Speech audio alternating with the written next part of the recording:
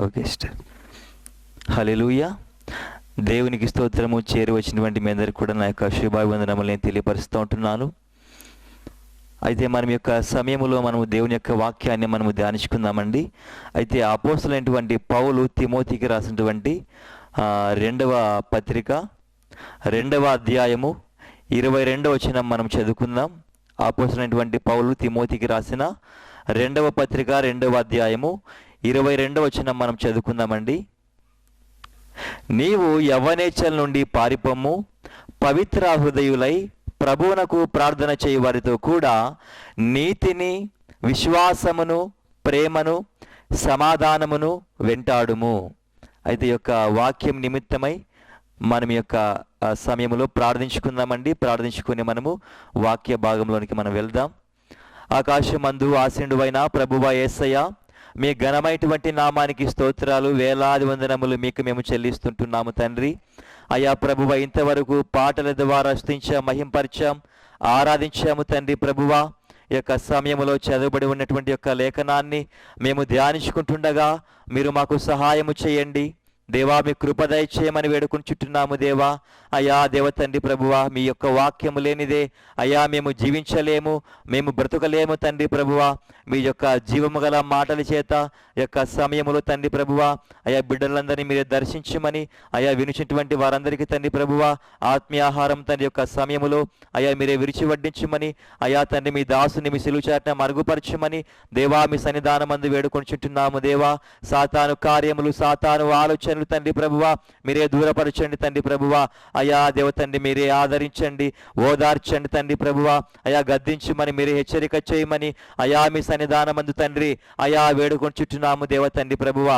అయా సమస్తమును మీ చిత్తానుసారమైనటువంటి కార్యములు మీరు జరిగించి మీ నామానికే మహిమ పొందమని ప్రార్థన విజ్ఞాపనములను ప్రభువైన యేసుక్రీస్తు అతి పరిశుద్ధ దేవుని నామమున అడిగి వేడుకుని పొందుకున్నాము తండ్రి. ఆమేన్. హల్లెలూయా. దేవునికి మహిమ కలుగునుగాక. చేరువచ్చినటువంటి వారందరికీ దేవుని యొక్క నామమున శుభాబులు వందనముల్ని తెలియపరుస్తున్నాను మరి ఒకసారి. అయితే మనం ఇందాక చదువుకున్నటువంటి రీతిగా అపోస్తలుడైనటువంటి పౌలు తిమోతికి రాసినటువంటి 2వ పత్రిక 2వ అధ్యాయము 22వ వచనములో నీవు యవ్వనేచ్ఛల నుండి పారిపొమ్ము, నీవు యవ్వనేచ్ఛల నుండి పారిపొమ్ము. కనుక యొక్క యవ్వనేచ్ఛలు అనేటువంటి ఉంటున్నాయి. యొక్క యవ్వనములో ఉన్నటువంటి యవనస్తులు అయితే యొక్క శరీర కోరికలు, యొక్క యవ్వన కోరికలు అన్నీ కూడా ఉంటాయి. అయితే పౌలు గారు తిమోతి గారి దగ్గర మాట్లాడుతుంటున్నారు, ఆయన్ని హెచ్చరిస్తూ ఉంటున్నారు. యవ్వనేచ్ఛల నుండి పారిపో అని ఆయన మాట్లాడుతుంటున్నారు. కనుక యవ్వనేచ్ఛలు జీవితంలో వస్తాయండి, మనకు ఆలోచనలు వస్తాయి. అయితే యొక్క చెడు తలంపులు వస్తూ ఉంటాయి, శోధనలోకి వస్తూ ఉంటాం. అయితే యొక్క పౌలు గారు మాట్లాడుతూ ఉంటున్నారు, యవ్వనేచ్ఛల నుండి పారిపో అని చెప్పేసి ఆయన మాట్లాడుతూ ఉంటున్నారు. అయితే యవ్వనేచ్ఛలు ఏముంటున్నాయి అంటే కనుక జారత్వం ఉంటున్నది. అదే రీతిగా యొక్క యోసేపు యొక్క జీవితంలో కూడా జారత్వము అనేటువంటి యొక్క శోధన అతని జీవితంలోకి వచ్చింది. ఒక శోధన, ఒక జారత్వాన్ని చెయ్యని ఆ యొక్క పోతిఫర్ భార్య ప్రేరేపిస్తూ ఉంది యోసేపు గారిని. యోసేపు గారు ఎక్కడ ఒప్పుకున్నారండి? ఎక్కడ కూడా పాపాన్ని చేయడానికి ఆయన ఎక్కడ కూడా ఒప్పుకోలేదు. అయితే ప్రతి దినము కూడా ప్రేరేపిస్తున్నప్పటికీ, పాపానికి ప్రేరేపిస్తున్నప్పటికీ ఎక్కడ కూడా యోసేపు గారు పాపాన్ని చేయలేదు, పాపము ఏమాత్రం కూడా ఒప్పుకోలేదండి. కనుక మన యొక్క జీవితంలో నుండి మన యొక్క ఇంట్లోనికి దొంగలు పడ్డారనుకోండి, దొంగలు పడినప్పుడు మనం వారిని చూసాము, ఒరే దొంగలు దొంగలు అని చెప్పేసి మనం ఇలాగ అరుచుకుంటూ ఉన్నామనుకోండి, ఊరికినే పారిపోకోకుండా మనము పోలీసులకి ఏముగా మనము ఫోన్ చేయకుండగా అరే అయితే ఒరే దొంగలు దొంగలు మీరు దొంగతనం మీరు ఇలాగా చేయకూడదని చెప్పేసి ఇలాగ చెప్పుకుంటూ ఇలాగ ఉన్నామనుకోండి, ఆ దొంగలు మనము చెప్పినట్టుగా దొంగతనం చేయకుండా ఉంటారా అండి? ఏమాత్రం కూడా ఉండరు. వెంటనే ఏం చేయాలంటే గనక పోలీసులకు కాల్ చేయాలా, లేకపోతే గనక అక్కడి నుంచి పారిపోవాలి. కనుక పారిపోకపోతే ఏమవుద్ది? నీవే దొంగలించబడతావు. కనుక జీవితంలోన యొక్క యవ్వనేచ్ఛలు యోసేపు యొక్క జీవితంలోకి వచ్చాయి. యవ్వనేచ్ఛలు అని చెప్పేసి అక్కడే దాని దగ్గర అక్కడ గొడవ పడుకుంటూ యోసేపు గారు లేరండి. ఆ యొక్క యవ్వనేచ్ఛల దగ్గర గొడవ పడుకుంటూ యవ్వనేచ్ఛలు అనుకుంటూ గొడవ పడుకుంటూ మాట్లాడుకుంటూ అక్కడ ఏమి లేడు. ఆయన ఏం చేశాడు? పారిపోయినాడు. కనుక పాపానికి అన్నిసార్లు నో చెప్పడం కుదరదు. ఏం చేయాలి? కొన్నిసార్లు పారిపోవలసింది. అక్కడి నుంచి పారిపోవాలి, ఎస్కేప్ అవ్వాలి అక్కడి నుంచి. అక్కడ ఇక ఉండడానికి ఏమాత్రం కూడా వీల్లేదండి. అక్కడ ఉండడానికి ఏమాత్రం కూడా వీల్లేదు. కనుక అక్కడి నుంచి ఏం చేయాలండి? వెంటనే ఇమ్మీడియట్గా పారిపోవాలి. కనుక యోసేపు గారు తన యొక్క జీవితంలోన ఆ యొక్క శోధనలు వచ్చినప్పుడు, ఆ యొక్క పాపము యోసేపు గారిని ఇలాగ పట్టుకుంటున్నప్పుడు యోసేపు గారు అక్కడి నుంచి వెంటనే ఆయన పారిపోయారండి. ఆయన పారిపోయారు. అయితే దావీదు గారు అంటున్నారు, దావీదు గారు తన యొక్క జీవితంలోన బత్షెబాను చూసినప్పుడు దావీదు గారు పారిపోలేదండి. దావీదు గారు ఏమాత్రం కూడా ఆయన పారిపోకుండా ఆయన అక్కడే ఉంటున్నటువంటి వ్యక్తి. అయితే దావీదు గారు ఏమాత్రం కూడా ఆయన పారిపోలేదు. ఆయన పారిపోకుండా అయితే అక్కడ మేడ మీద అక్కడ ఉంటున్నప్పుడు దావీదు గారు బత్షెబాను చూశారు. అయితే ఆ యొక్క శరీర కోరికలకు దావీదు గారు లొంగిపోయారండి. అయితే అక్కడి నుంచి ఆయన పారిపోయి ఉంటే గనుక చాలా బాగుండేది. కానీ దావీదు గారు అక్కడి నుంచి ఏమాత్రం కూడా పారిపోలేదు. కనుక పారిపోకుండా దావీదు గారు ఏం చేశారంటే కనుక పాపాన్ని చేశారు. దావీదు గారు పాపాన్ని చేశారండి. అయితే దాని వలన ఎన్నో శ్రమలు వచ్చాయి తన యొక్క జీవితంలో. ఎన్నో శ్రమలు ఆయన యొక్క జీవితంలో వచ్చాయి. అయితే అతనికి పుట్టినటువంటి యొక్క సంతానము మరణించడము జరిగి ఉంటున్నది. దావీదు గారి యొక్క బిడ్డ కోసం ఎంతగానో దేవుణ్ణి వేడుకున్నాడు, ప్రార్థించాడు. అయినా సరే దేవుడు ఏమాత్రం కూడా లక్ష్య పెట్టలేదండి. అయితే కుమారుడు మరణించడం అటువంటిది జరిగింది.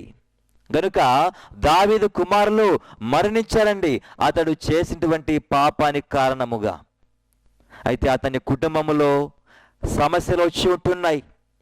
అయితే అబ్షాలోమే సొంత కుమారుడే దావీదు గారి మీద అయితే తిరుగుబాటు చేస్తూ ఉంటున్నారు. అయితే ఇంటిలోన సమాధానము లేదు. అయితే కుటుంబంలోన హత్యలు జరుగుతూ ఉంటున్నాయి. అయితే యొక్క అమ్నోను కూడా పాపం చేసి ఉంటున్నాడు. అయితే దీని అందరి గల కారణము ఏమిటంటే గనక దావీదు గారు చేసినటువంటి ఒకే ఒక్క పాపం. అది బత్షెబాతో పాపం చేశాడు. అయితే ఆ యొక్క ఊరియాను కూడా చంపించేసేసాడు. కనుక ఇంత ఘోర పాపాన్ని ఎప్పుడైతే గనక దావీదు గారు చేశారు పారిపోకుండా, గనుక ఇన్ని శ్రమలన్నీ కూడా తన యొక్క జీవితంలో ఎదుర్కొన్నాడు. గనుక పౌలు గారు అంటున్నారు, యవ్వనేచ్ఛల నుండి పారిపోమని చెప్పేసి ఆయన మాట్లాడుతుంటున్నాడు. యవ్వనేచ్ఛల నుంచి ఏమి కావాలండి? పారిపోవాలి. కనుక యోసేపు గారు పారిపోయారు. గనుక ఆ యొక్క రాజు తర్వాత రాజంతటి వ్యక్తిగా యోసేపు ఉన్నాడు. పారిపోకుంటే ఏమవుద్దిలే, నేను ఎక్కడికి పారిపోవాలి, నేను వెళ్ళను, ఈ పాపం దగ్గర నేను ఉంటాను అని దావీదు గారులాగా మొండికేసుకొని కూర్చుంటే ఏమవుద్దండి? అన్ని శ్రమలే వస్తాయి, మరణం వస్తుంది నీ ఇంటికి, నీ యొక్క హృదయానికి సమాధానము రాదు. నీ జీవితంలో నీ సొంత కుటుంబీకులే నీకు వ్యతిరేకముగా నీకు తిరుగుబాటు చేస్తారు. కనుక ఏమైనా జీవితంలో దావీదు యొక్క జీవితంలో ఆ పాపాన్ని చేసిన తర్వాత ఆశీర్వాదం వచ్చిందా అండి? రాలేదు. అన్ని కూడా శ్రమలే, బాధలే. అసలు ఎంత దౌర్భాగ్యం అండి. ఆ ఒక్క పాపాన్ని చేయకుండా ఉండింటే గనుక అతని యొక్క జీవితంలో ఎన్నో మేలులను అనుభవించేటువంటి వ్యక్తి. ఆ ఒక్క పాపము చేయడం ద్వారా దావీదు గారు తన యొక్క జీవితంలో చాలా ఆయన కోల్పోయినటువంటి వ్యక్తిగా ఉంటున్నాడు. అయితే ఆయన పశ్చాత్తాపడ్డాడు, తర్వాత దేవుడు ఆయన క్షమించాడు. కానీ జరగవలసినటువంటి నష్టమంతా కూడా జరిగిపోయింది. దానికి కారణం ఏమిటి? యవ్వనేచ్ఛల నుండి పారిపోకుండా అక్కడే ఉంటున్నాడు ఆయన. యవ్వనేచ్ఛల నుంచి పారిపోకుండా అక్కడ ఆయన కూర్చున్నాడు. బత్షెబాని చూశాడు. చూసిన తర్వాత మనుషుల్ని పంపించాడండి. మనుషుల్ని పంపించేశాడు, దూతల్ని పంపించేశాడు. ఆ స్త్రీ యొక్క వివరాలు తెలుసుకోనరా అని చెప్పేసి. కనుక మన జీవితంలో యవ్వనేచ్ఛల నుండి మనము పారిపోవాలి. అక్కడే ఉండడానికి వీలు లేదు. ఇంటిలోకి దొంగలు పడ్డప్పుడు అయ్యో దొంగలు దొంగలు దొంగలని మనం ఇలా ఇంట్లో అరుచుకుంటూ ఉంటే గనక ఏమి చేయకోకుండా మనల్ని కొట్టి చంపేస్తారండి దొంగలు. కనుక ఏం చేయాలా? అక్కడి నుంచి పారిపోవాలా, ఎస్కేప్ కావాలి అక్కడి నుంచి. అక్కడే ఉన్నామనుకోండి దొంగలు పట్టేసుకుంటారు. కనుక మన జీవితంలో యొక్క శోధనలు ఇవన్నీ కూడా వచ్చినప్పుడు ఏం చేయాలి? మనం అక్కడి నుంచి వెంటనే పారిపోవాలి. అక్కడే ఉండడానికి ఏమాత్రం కూడా వీల్లేదు. అక్కడే ఉండడానికి ఏమాత్రం కూడా వీల్లేదు. కనుక యోసేపు గారు పారిపోయారు కాబట్టే ఆ వ్యక్తి తన యొక్క జీవితంలో సంతోషాన్ని అనుభవించాడు. కనుక పారిపోకుండా ఏమైద్దిలే, పారిపోకుంటే ఏమవుతుంది? ఇక్కడే ఉంటే నేను చాలా బలవంతునిలే, నేను జయిస్తాను, నేను ఏమైనా కూడా నేను జయిస్తానులే అని గనక మొండిగా అక్కడే పాపములోనే అక్కడే గనక కూర్చుందామంటే, అక్కడే గనక ఆగిపోయామంటే గనుక జీవితంలో ఏమిటండి? ఎన్నెన్నో శ్రమలను అనుభవించవలసి వస్తుంది. కనుక జీవితంలోన యవ్వనేచ్ఛల నుంచి ఏమి కావాలండి? మనము అక్కడి నుంచి పారిపోవాలి, ఎగ్జిట్ అవ్వాలి. మనం అక్కడి నుంచి అక్కడే ఉండిపోవడానికి ఏమాత్రం కూడా వీలు లేనే లేదండి. కనుక అయితే సంసోను తన యొక్క జీవితంలో కూడా ఆ యొక్క యవ్వనేచ్ఛల నుండి పారిపోలేదండి. ఆ యొక్క యవ్వనేచ్ఛల నుండి పారిపోకుండా అక్కడే ఉన్నాడు. అక్కడే ఆ యొక్క వ్యక్తి ఉన్నాడు. ఉన్నందుకు బలమంతా కూడా కోల్పోయాడండి. బలమంతా కూడా వ్యక్తి కోల్పోయాడు. కనుక నీ జీవితంలో నీవు యవ్వనేచ్ఛల నుండి నీవు పారిపోవాలని దేవుని యొక్క వాక్యం సెలవిస్తూ ఉంటుంది. యవ్వనేచ్ఛల నుండి ఏమి కావాలండి? పారిపోవాలి, ఎగ్జిట్ అవ్వాలి, ఎస్కేప్ అవ్వాలి. అక్కడే ఉండిపోవడానికి ఏమాత్రం కూడా వీలు లేనే లేదు. కనుక నీ జీవితంలో ఎక్కడ శోధనలు వచ్చినా సరే, ఎక్కడ నిన్ను పాపము పట్టుకోవాలని చూసినా సరే, ఎక్కడ నిన్ను సైతానుగాడు దొంగలించుకొని వెళ్ళాలని వాడు ప్రయత్నించినను సరే, నువ్వు అక్కడి నుంచి ఏమి కావాలి? నీవు ఎస్కేప్ కావాలి. నీ వెంటనే నువ్వు పారిపోవాలి అక్కడి నుంచి. నీ వెంటనే అక్కడే ఆగిపోవడానికి ఏమాత్రం కూడా వీలు లేనే లేదండి. అక్కడ ఆగిపోకూడదు. అక్కడ ఉండడానికి వీలు లేదు. అక్కడ శ్రమలు ఉంటున్నాయే, అక్కడ బాధలు ఉంటున్నాయే, నాశనం ఉంటుంది, మరణం ఉంటుంది. అలాంటి మరణము నుంచి తప్పించుకోకుండా అక్కడే ఆగిపోతే ఎలాగండి? అక్కడే ఆగిపోతే ఎలాగా? వెంటాడాల్సింది దేన్ని వెంటాడాలి? నీతిని, విశ్వాసాన్ని, ప్రేమను, సమాధానాన్ని, వాటిని కదా వెంటాడమని చెప్పింది. దేన్ని వెంటాడుతున్నామని మన జీవితంలోనా? యొక్క దోషములు, పాపములు, వీటి నుంచి పారిపోయి దేని వెంటబడాలి మనము? నీతి, విశ్వాసము, ప్రేమ, సమాధానము, వీటి వెంట పడాలి మనము. దేని వెంట పడితే దాని వెంట పడడానికి వీలు లేదండి. హల్లెలూయా. గనుక యొక్క పోతిఫర్ భార్య ఎవడి వెంటబడిందండి? యోసేపు యొక్క వెంటబడింది. యోసేపు వెంటబడ్డాడా అండి? ఎక్కడ కూడా పడలేదు. ఎవరి వెంట పడ్డాడు యోసేపు? నీతి వెంట పడ్డాడు, విశ్వాసం వెంట పడ్డాడు, ప్రేమ వెంట పడ్డాడు. ఏ ప్రేమ అది? ఈ లోకపు ప్రేమలావి ఏమాత్రం కూడా కాదండి. దేవుని ప్రేమ వెంట పడ్డాడు ఆయన. కనుక ఈరోజున ప్రియ దేవుని బిడ్డ, నీ యొక్క జీవితంలో కూడా యొక్క మరణము నుంచి, శ్రమల నుంచి పారిపో. నీవు పారిపోతే నీవు దేవుని వెంట పడాలి, దేవుని వెంట పడాలి నీవు. కనుక ఇశ్రాయేలీలు ఐగుప్తుని విడిచిపెట్టొచ్చారండి.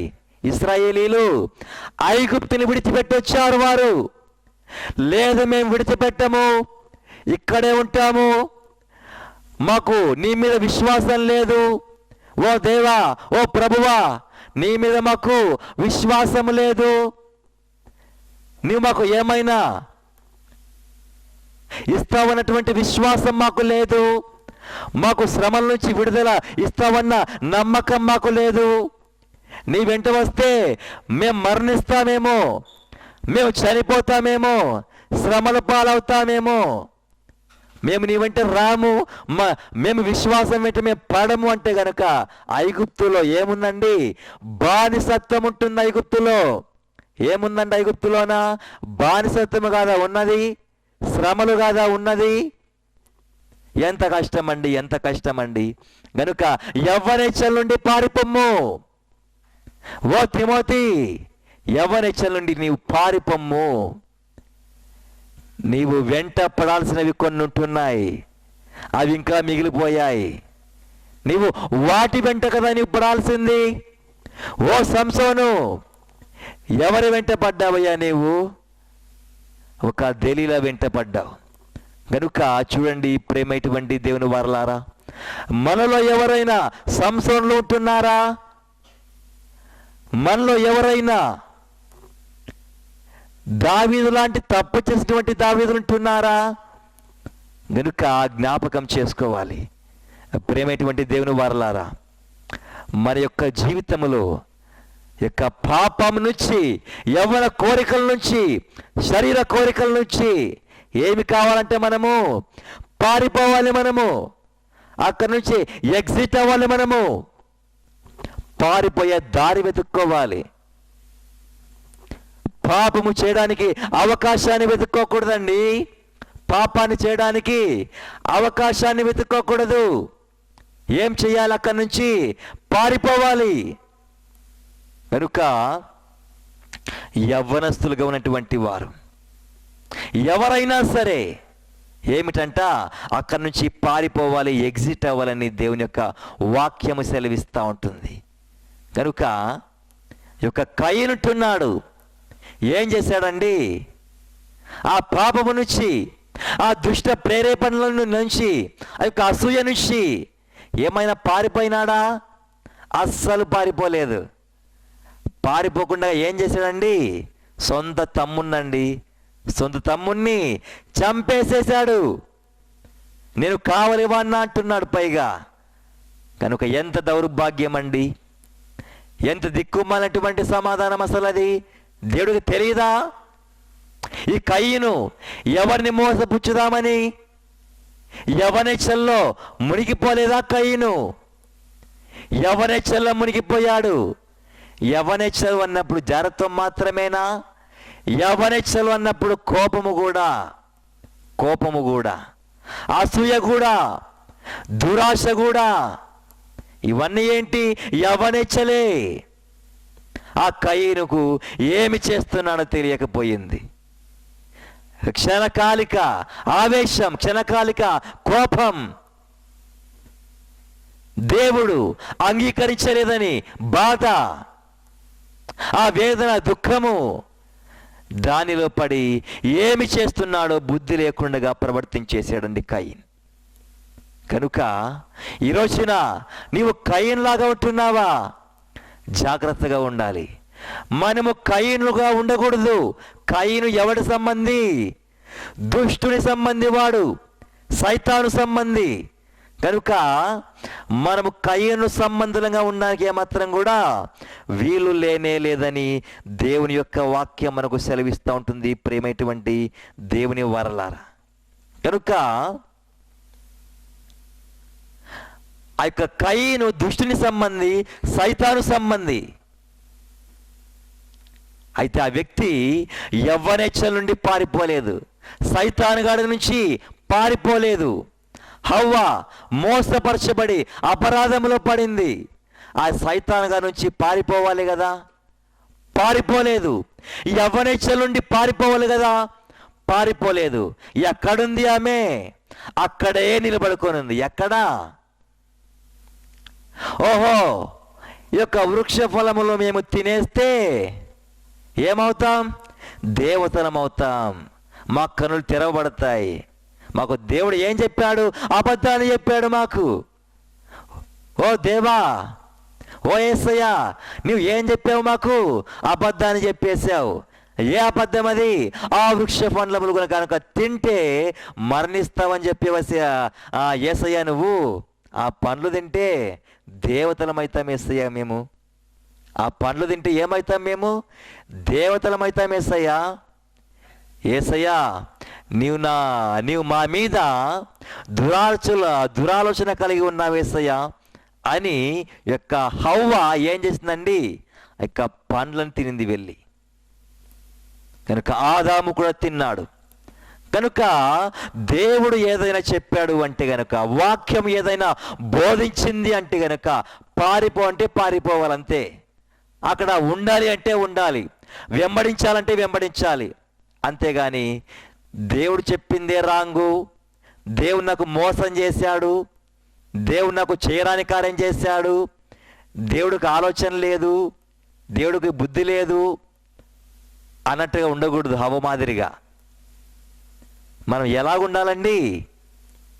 హేబేలు మాదిరిగా శ్రేష్టమైనటువంటి అర్పణలు అర్పించేటువంటి వ్యక్తులుగా ఉండాలి. సజీవ యాగముగా మన శరీరములు అర్పించేటువంటి వ్యక్తులుగా ఉండాలి. కనుక మన జీవితంలో యొక్క యవ్వనేచ్ఛ నుండి ఏమి కావాలంటే మనము పారిపోవాలి. అక్కడ ఉండడానికి ఏమాత్రం కూడా వీలు లేనే లేదు. అయితే ఒక వ్యక్తి సినిమా హాల్కి వెళ్ళాడు. సినిమా హాల్కి వెళ్ళిన తర్వాత అయితే అందరూ కూడా సినిమాని చూస్తూ ఉంటున్నారు. అయితే ఈ వ్యక్తి కనుక నేను